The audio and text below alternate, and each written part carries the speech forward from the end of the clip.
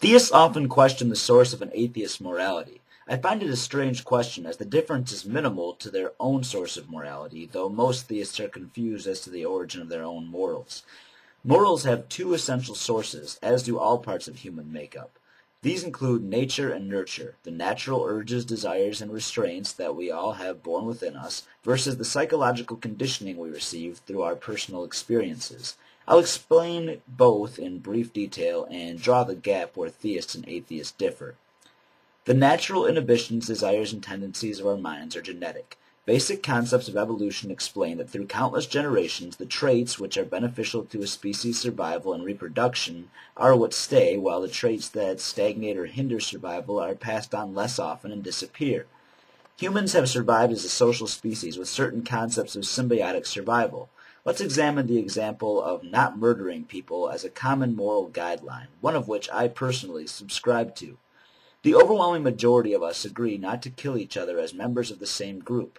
In the interest of preserving our genes, we need to stay alive as long as possible. The result is a natural desire to live in a safe, supportive community and therefore value the lives of others within that community. That desire explains why we not only naturally struggle to kill people with whom we can closely associate, but why we empathize with people and why it feels good to help them. Helping other members of our community makes us feel as though we've done something positive because our brains understand that the better off our organized community is, the stronger our own chances of survival. In addition to the natural desire to not harm and to help others, there are established social benefits to those very practices. We can consciously agree that as a society we are stronger as an organized group than we are as individuals.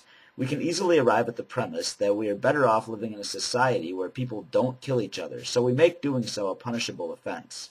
Societies across the planet who worship a myriad of different gods, or even no god at all, agree on the principle of murder being a harmful thing, and we raise our children to understand that, which solidifies the point through nature and nurture. If nothing else, as individuals we can consciously decide that we don't want to be murdered, and are happy to agree that we won't do it to anyone else as long as nobody is allowed to do it to us. Theists tend to attribute that attitude's existence as God-given. As with most things for which there is an accurate, eloquent, and natural explanation, it would require much more research, thought, rigorous scientific study to discover that explanation compared to concluding that God did it. Before modern science, study on nearly any level, God did it, was the only answer.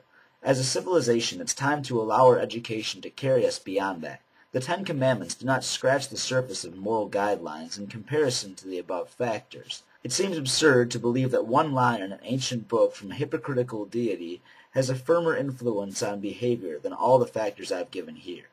Stranger still is the notion that I would need the threat of cosmic punishment or the promise of cosmic reward in order to be what I consider a good person. This premise of heaven versus hell to motivate morality is juvenile at best and fails on every level, including its lack of logic and its lack of effectiveness. I obey basic traffic rules, for example, not for fear of being caught, but because I have consciously decided that by following those rules, my fellow humans and I will benefit by accomplishing our transportation goals with an increased sense of survival than what we'd have if nobody agreed to those rules.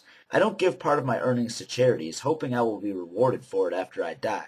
I do so because I feel they are worthy of my financial support, and it makes me happy knowing that I was selfless in supporting what I consider to be a worthy cause. What I find disturbing and frankly unbelievable is the idea that many theists propose about people being accountable to nobody if there is no invisible, all-knowing God to monitor, punish, and reward their behavior.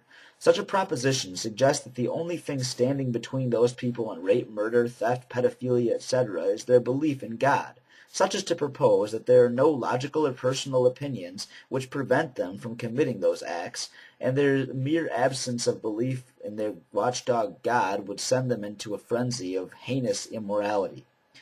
It's much more realistic to understand that our natural tendencies, upbringing, and logical decisions lead us to our own moral conclusions.